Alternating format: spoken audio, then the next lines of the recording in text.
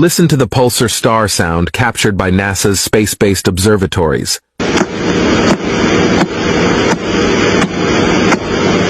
What does it sound like? Isn't it just like knocking on a door? The interesting part is that this star is mentioned in the Noble Quran with the name Tariq.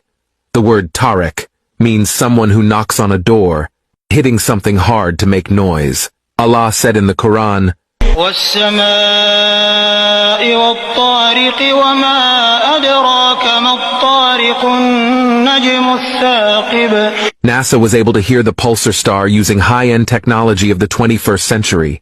You can clearly hear the sound, which sounds like someone is hitting or knocking on something. How could Prophet Muhammad, peace be upon him, know this 1400 years ago when there was no high-end technology? The truth is crystal clear. The Quran is the words of the Creator Allah, the Creator of everything, and Prophet Muhammad, peace be upon him, is his final message.